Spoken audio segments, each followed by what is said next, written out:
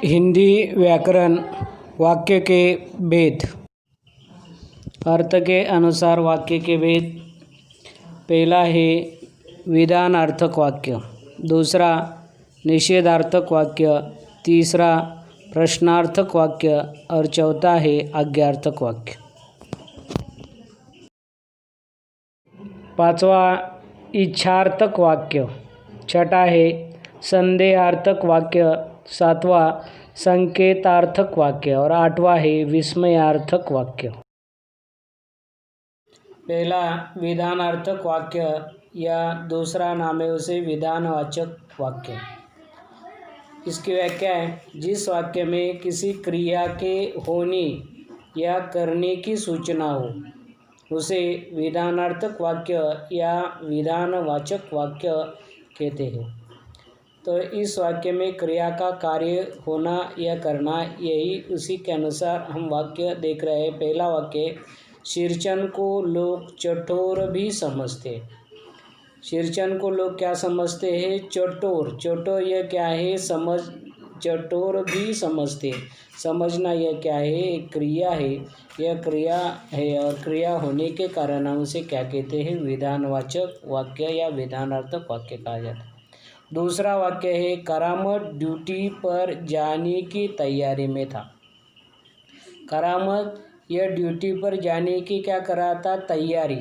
क्रिया हो रही है, तैयारी चल रही है और तैयारी में था और इसी कारण हम उसे क्या कहते हैं? विधानवाचक वाक्य या विधानार्थक वाक्य कहते हैं। तीसरा जो वाक्य है, मैं भीतर तक कांप गया। भीतर मतलब अंदर। मैं यह क्या है? सर्वनाम रूपी यह शब्द है। अंदर तक या भीतर तक कांप गया। गया या जाना, कांप होना या गया, यह कांप गया या जाना यह क्रिया है, कांपने की क्रिया हो गई है और इसी कारण हम उसे क्या कहते हैं? विधानवाचक वाक्य कहते हैं। यह अगला भेद है। दूसरा भेद है निषेध, निषेधवाचक वाक्य या निषेधार्थक वाक्य।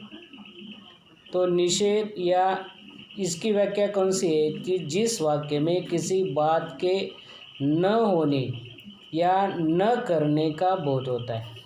वाक्य में किसी बात को न होने या न करने का बोध होता है, उसे क्या कहा जाता है? निषेधार्थक या निषेधवाचक वाक्य कहते हैं। या मतलब न शब्द का उपयोग किया जाता है और इसी कारण हम उसे क्या कहते हैं? निषेधार्थक वाक्य कहते हैं। निषेधार्थक वाक्य का उदाहरण, जैसे पहला उदाहरण है, हम अपना विस्तार नहीं करते। तो इस वाक्य में अपना विस्तार नहीं या न शब्द आने के कारण, नकारात्मक शब्द या न शब्द आने के कारण हम उसे क्या कहेंगे? यह निषेधार्थक वाक्य कहते हैं। दूसरा वाक्य ऐसा ही हम देख रहे हैं कि वही दूसरा कौन सा वाक्य है? मेरी गली में एक भी पेड़ नहीं है। गली में एक भी पेड़ न या नहीं शब्द का उच्चारण किया है, नहीं शब्द है और इसी कारण हम उसे क्या कहते हैं? निषेधार्थक वाक्य। और आगे तीसरा वाक्य देखेंगे, लक्ष्मी ने आज भी दूध नहीं दिया।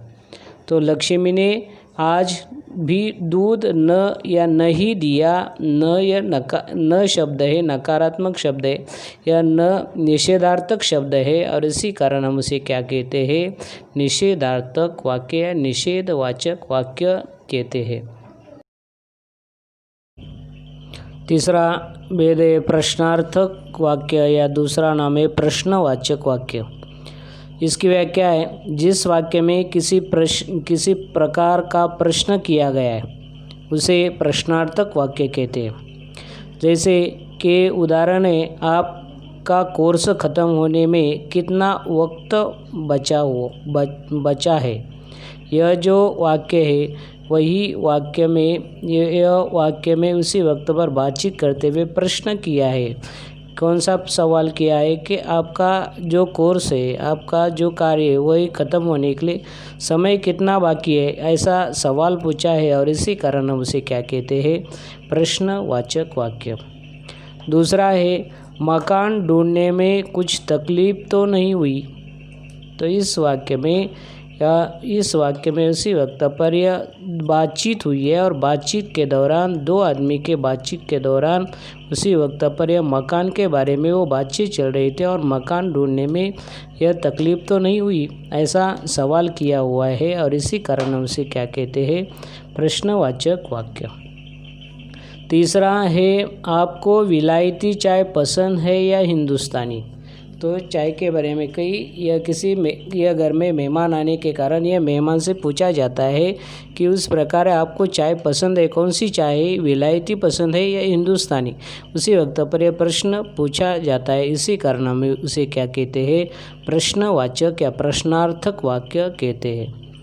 चौथा जो भेद है, आज्ञा या आज्ञार्थक वाक्य या आज्ञावाचक वाक्य। इसकी व्याख्या कौन सी है, जिस वाक्य में किसी भी प्रकार की आज्ञा होती है या किसी प्रकार के प्रार्थना का बोध होता है और उसे क्या कहते हैं, आज्ञार्थक या आज्ञावाचक वाक्य कहते हैं। तो हमें व्याख्या में यही समझना चाहिए कि सिर्फ आज्ञार्थक वाक्य में आज्ञा कौन सी है और प्रार्थना, दो ही शब्दों के बारे में हमें ध्यान देना जरूरी है। तो इसमें पहला वाक्य, करामत अली अपना ध्यान रखो। करामत अली को उसी वक्त पर यह आज्ञा, करामत अली को उसी वक्त पर यह बोध किया है। कौन सा बोध है कि आपकी ओर ध्यान रखने के लिए कहा है। दूसरा वाक्य है, गाय को खुला छोड़ दो।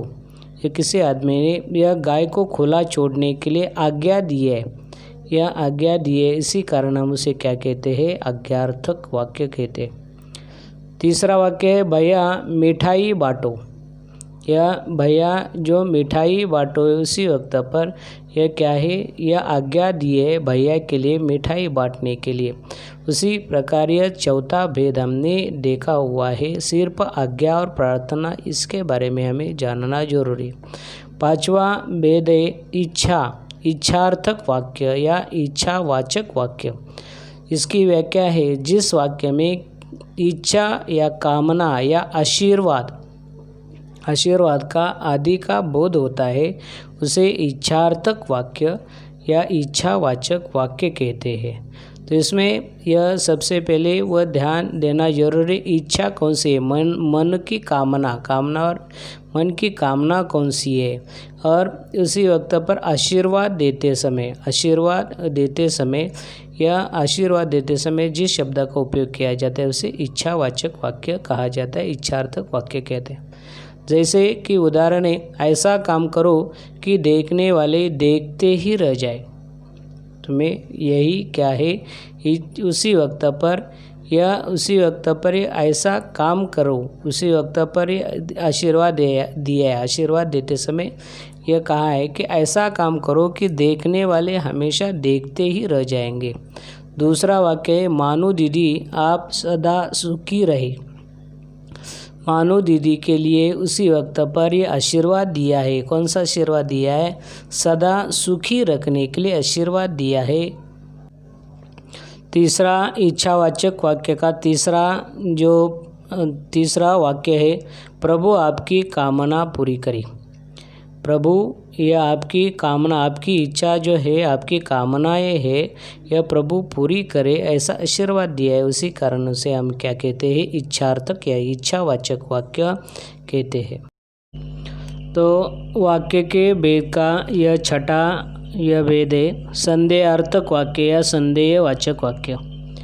इसकी व्याख्या है, जिस वाक्य में संदेह या शंका का बोध होता है उसे संदेहार्थक वाक्य या संदेहवाचक वाक्य कहते हैं। तो इसके हमें व्याख्या की ओर हमें ध्यान देना जरूर है। संदेह शब्द का अर्थ है शंका, यह शंका का बोध होता है, यह शंका आ गई है और इसे यह वाक्य में ऐसा हमें देखना है कि संदेह, इसमें शंका कौन सी है, यही हमें जानना जरूरी है।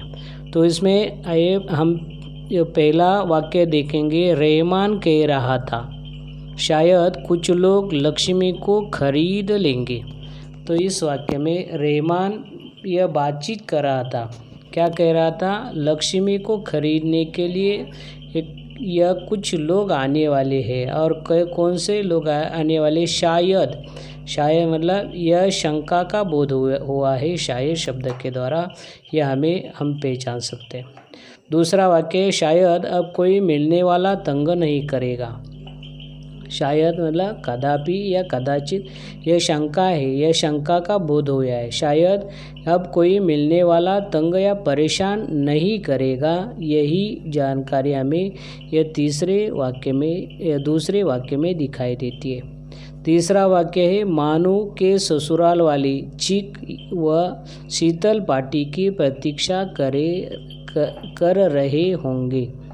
या मानू के ससुराल वाले चीक व शीतल पार्टी की यह क्या कर रहे होंगे, प्रतीक्षा। मानो यह क्या है, शंका का बोध हुआ है। प्रतीक्षा यह कर रहे, शीतल पार्टी की प्रतीक्षा या राह देख रहे थे, वही बोध हुआ है। यह उसे क्या कहा जाता है, संदेहार्थक वाक्य कहा जाता है। सातवां जो भेद है, संकेतार्थक वाक्य या संकेतवाचक वाक्य। इसकी व्याख्या है कि जिस वाक्य में संकेत या अपेक्षा का बोध होता है, संकेत या इशारा किया जाता है या अपेक्षा की जाती है, उसे क्या कहा जाता है, संकेतवाचक वाक्य कहते हैं। तो इसमें हमें संकेत और संकेतार्थक, तो इसमें पहला वाक्य, अगर गाय दूध नहीं देगी तो इसका क्या करेंगे, यह संकेत है। या उसी वक्त पर अगर गाय ने दूध नहीं दिया तो आप क्या करेंगे, अपेक्षा है। उसी वक्त पर वही वाक्य में हमें दृश्य नज़र आ रहा है। दूसरा वाक्य, चुपचाप पड़ा रहूँगा तो कोई मिलने वाला तंग नहीं करेगा। यह चुपचाप पड़ा रहना है, यह पड़ा रहूँगा तो उसी वक्त पर पढ़ने के बाद मिलने वाले तंग नहीं करेंगे, मिलने वाले परेशान नहीं करेंगे। यह क्या है, संकेत या अपेक्षा, मन में अपेक्षा आई है, संकेत आया हुआ है उसी वक्त पर। अगर अच्छा काम करोगे तो मोहर छाप वाली धोती मिलेगी। यह उसी वक्त पर यह क्या है, अपेक्षा है। क्या है, कौन सी अपेक्षा है, अच्छा काम करने के कारण आपको यह मोहर छाप वाली धोती मिलने वाली है, और इसी कारण हम उसे क्या कहते हैं, संकेतार्थक वाक्य कहते हैं। और अर्थ के अनुसार वाक्य के भेद में से आठवां भेद है विस्मयार्थक वाक्य या विस्मयादि बोधक वाक्य। इसकी व्याख्या है कि जिस वाक्य में हर्ष, शोक, विस्मय, घृणा आदि का बोध होता है, उसे क्या कहा जाता है, विस्मयार्थक या विस्मयादि बोधक वाक्य कहते हैं। तो विस्मयादि बोधक वाक्य में सिर्फ विस्मय चिन्ह के द्वारा में भी हम पहचान सकते हैं। या इस वाक्य में हर्ष मतलब आनंद के कारण, या शोक होने के कारण, या किसी विस्मय आश्चर्य होने के कारण, या घृणा या तिरस्कार होने के कारण या कारण आदि का बोध होता है, उसे क्या कहते हैं, विस्मयादि बोधक वाक्य कहते हैं। उदाहरण है, ओह कमबख्त ने कितनी बेदर्दी से पीटा है। मुँह में से वह शब्द निकला हुआ है कि कमबख्त ने गाली देते, उन्होंने कहा है बेदर्दी से उसे क्या किया है, पीटा हुआ है। ओह शब्द अचानक यह मुँह में से निकला हुआ है, मानो कुछ नहीं बोली बेचारी। तीसरा वाक्य, मेरा कलेजा धड़क उठा, हो गया सत्यानाश। तो इस वाक्य में यह कलेजा धड़क रहा था, और यह किस कारण, यह सत्यानाश होने के कारण, यह सत्यानाश मुँह में से आया हुआ शब्द है, और इसी कारण हम उसे क्या कहते हैं, विस्मयार्थक या विस्मयादि बोधक वाक्य कहते हैं। इस प्रकार हमने अर्थ के अनुसार वाक्य के 8 भेद देखे हुए हैं, और यही वाक्य के अर्थ के अनुसार वाक्य के भेद यहाँ पे खत्म हुए हैं। धन्यवाद।